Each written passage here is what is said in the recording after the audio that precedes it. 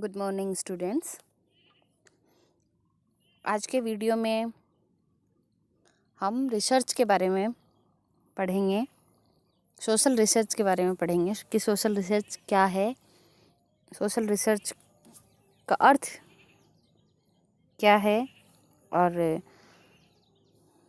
अनेक समाजशास्त्रियों ने social research के बारे में अपने अपने विचार जो रखे हैं, अपने अपने जो परिभाषाएं दी हैं, उनके बारे में बात करेंगे।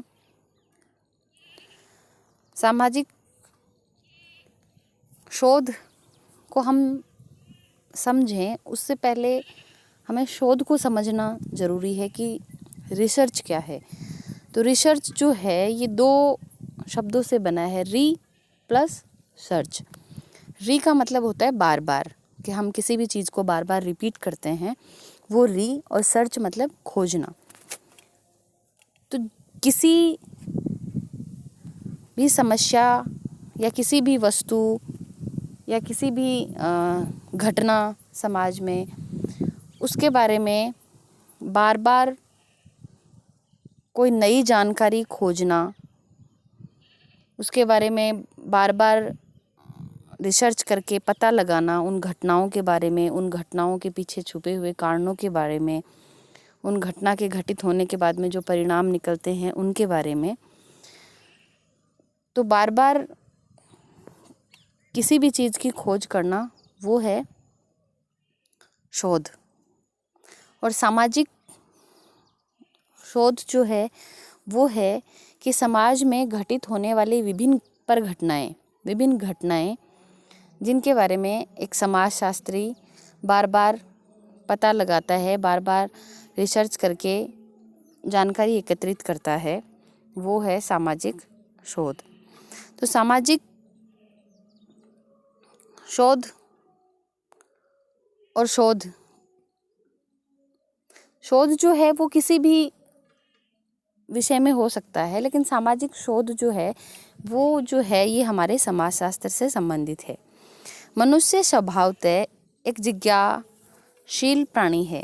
मतलब मनुष्य का जो नेचर है, जो स्वभाव है, वो जिज्ञासु है कि मनुष्य किसी भी घटना के पीछे छिपे हुए कारणों का पता लगाता है कि ये चीज़ ऐसी क्यों हुई, और कोई घटना अगर घटित हो गई तो फिर उसके परिणाम क्या हुए, और उस घटना को घटित होने से कैसे रोका जा सकता था, या उसका कैसे रूप परिवर्तन किया जा सकता था कि इनके परिणामों में कुछ परिवर्तन हो पाते, और किसी भी घटना के जो परिणाम जो निकले हैं वो समाज में कहाँ तक उपयोगी हैं या समाज में कितने घातक हैं।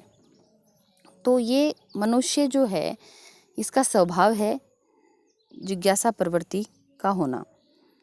अपनी जिज्ञासील प्रकृति के कारण वह समाज में प्रकृति में घटित विभिन्न घटनाओं के संबंध में बहुत सारे प्रश्न खड़े करता है और खुद उन प्रश्नों के उत्तर ढूंढने की कोशिश करता है, प्रयास करता है, प्रयत्न करता है। और इसी के साथ प्रारंभ होती है सामाजिक अनुसंधान की प्रकृति प्रक्रिया। सामाजिक अनुसंधान के वैज्ञानिक प्रक्रिया वस्तुतः अनुसंधान का उद्देश्य वैज्ञानिक प्रक्रियाओं के प्रयोग द्वारा प्रश्नों के उत्तरों की खोज करना है। ये हमने पढ़ा था पहले की कक्षाओं में कि समाजशास्त्र की जो प्रकृति है वो क्या है, मानवीय प्रकृति है, वैज्ञानिक प्रकृति है। तो जो वैज्ञानिक प्रक्रिया है उसके तहत वैज्ञानिक प्रक्रियाओं के प्रयोग द्वारा प्रश्नों के उत्तरों की खोज करना है। स्पष्ट है कि किसी क्षेत्र विशेष में नवीन ज्ञान की खोज या पुराने ज्ञान का पुनः परीक्षण अथवा दूसरे तरीके से विश्लेषण कर नवीन तथ्यों का उद्घाटन करना शोध कहलाता है। जब यह शोध सामाजिक क्षेत्र में होता है तो इसे सामाजिक शोध कहा जाता है। अब सामाजिक क्षेत्र का यहाँ मतलब है कि समाज में घटित होने वाली विभिन्न घटनाएं, उनके बारे में जब शोध होता है तो वो होता है सामाजिक शोध। प्राकृतिक एवं जीव विज्ञानों की तरह सामाजिक शोध भी वैज्ञानिक होता है। यह हमने पहले की कक्षाओं में पढ़ा है कि समाजशास्त्र में भी वैज्ञानिक जो स्टेप हैं उनका दूसरे जो विज्ञान हैं उनमें जैसे प्रक्रिया अपनाई जाती है किसी भी विषय के बारे में, किसी भी घटना के बारे में शोध करने के लिए जो प्रक्रियाएं अपनाई जाती हैं, जो स्टेप बाय स्टेप जिनमें जो होता है, वैसे ही स्टेप बाय स्टेप समाजशास्त्र में भी उपयोग होती हैं। समाजशास्त्र में भी शोध वैज्ञानिक होता है और इसमें वैज्ञानिक विधियों की सहायता से निष्कर्ष पर पहुंचा जाता है। वैज्ञानिक विधियों से यहाँ सिर्फ ये आशय है कि किसी भी सामाजिक शोध को पूर्ण करने के लिए एक तर्क संगत शोध प्रक्रिया से गुजरना होता है, कि हर बात तर्क संगत होती है, कार्य कारण जो है उस तरीके से तर्क संगत होती है। शोध में वैज्ञानिकता की बात यह है कि इसके शोध में जो वैज्ञानिकता का प्रयोग होता है, वैज्ञानिक प्रक्रिया का जो प्रयोग होता है, इसका अनेक वैज्ञानिकों ने अपने अपने अलग अलग मत दिए हैं और उनका अपना अलग अलग एक नज़रिया है, उनका अपना अपना एक मानना है। इसी तरह रीड का मानना है कि शोध हमेशा वह नहीं होता जिसे आप वैज्ञानिक कह सकें। ठीक है, शोध कभी कभी उपयोगी जानकारी एकत्रित करने तक सीमित हो सकता है। बहुत बार ऐसी जानकारियां किसी कार्य विशेष का नियोजन करने और महत्वपूर्ण निर्णयों को लेने हेतु बहुत महत्वपूर्ण होता है। इस प्रकार के शोध कार्य में एकत्रित की गई सामग्री तदंतर सिद्धांत निर्माण की ओर ले जाती है। सिद्धांत निर्माण की ओर कैसे ले जाती है? रीड ने क्या कहा है कि कई बार क्या होता है कि शोध जो है ये कई बार सिर्फ किसी घटना की जानकारी एकत्रित करने के लिए भी हम कर सकते हैं। जैसे हम किसी घटना के बारे में शोध कर रहे हैं, हमने किसी घटना को चुना है उस पर शोध करने के लिए, तो ज़रूरी नहीं है कि हमें उस घटना पे संपूर्ण शोध करना है कि वो घटना जो घटी उसके पीछे क्या सामाजिक कारण थे और उन कारणों के बाद में जो घटना घटी उसके क्या परिणाम हुए और जो परिणाम हुए वो समाज के लिए उपयोगी थे या नहीं थे। ये पूरी प्रक्रिया और उसके क्या सिद्धांत, फिर क्या निष्कर्ष जो निकला और इस निष्कर्ष से किस सिद्धांत का निर्माण हुआ या हम किस सिद्धांत का निर्माण कर सकते हैं, या हमने एक सिद्धांत लेके चले प्राकल्पना के रूप में और फिर हमने उसको जांच करना चाहा कि ये कहाँ तक सही है और कहाँ तक गलत है। तो ये होती है पूरी शोध की प्रक्रिया। लेकिन रीड क्या कहते हैं कि कई बार ज़रूरी नहीं है कि हम शोध जो कर रहे हैं वो पूरी प्रक्रिया हो उसकी। कई बार हम इतना सा उद्देश्य भी रख सकते हैं, कई बार हम इतना सा शोध भी कर सकते हैं कि हमें किसी घटना का सिर्फ उसके बारे में हमें जानकारी लेनी होती है कि ये घटना ऐसे ऐसे घटी और इसके पीछे ये कारण थे, सिर्फ हमें उसकी जानकारी लेनी होती है। तो इसके लिए भी हम कई बार, तो ये चीज़ जो है ये भी शोध है।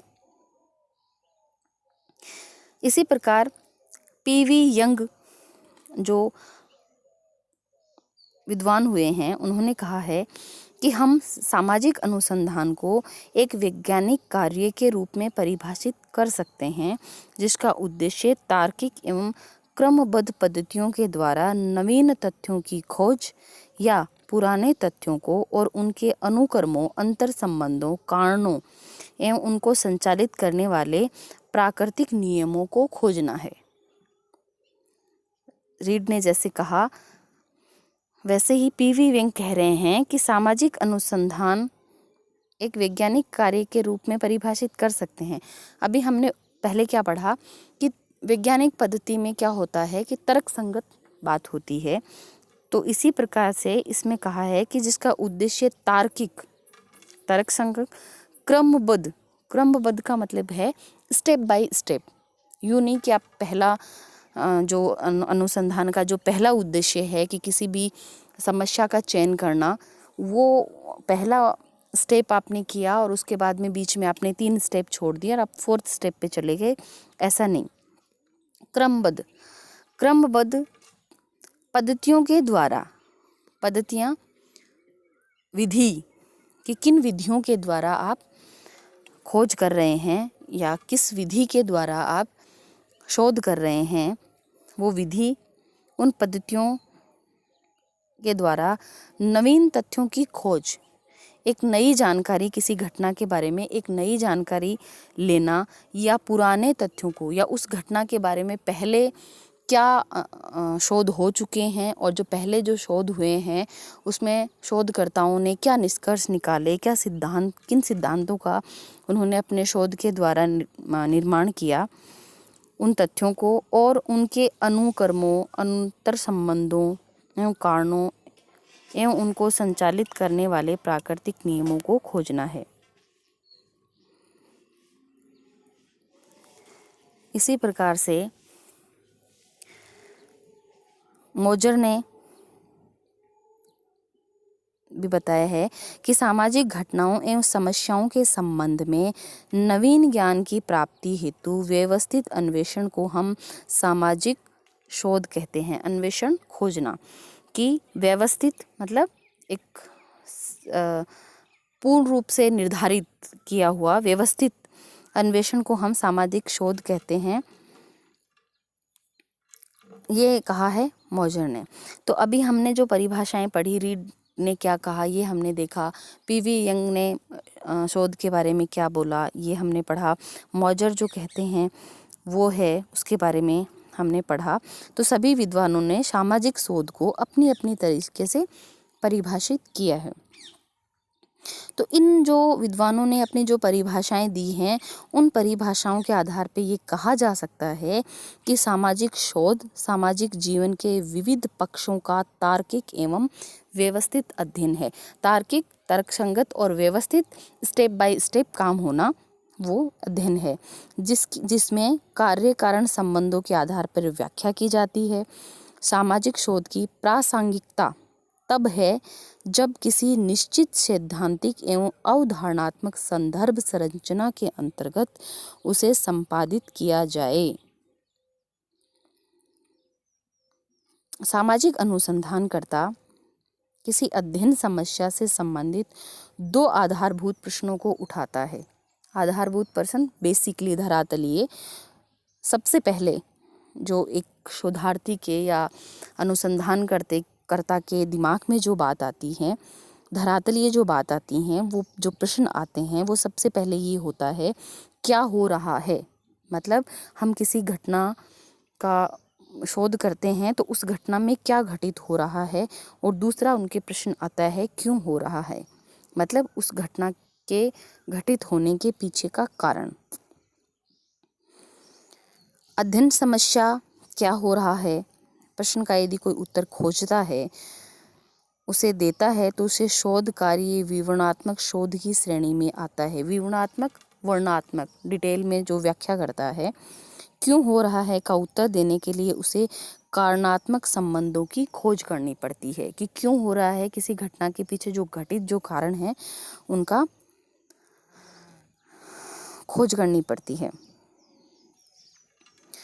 तो आज के वीडियो में मैंने बहुत अच्छे से आप लोगों को शोध और सामाजिक शोध बहुत अच्छे से मैंने समझाया आपको।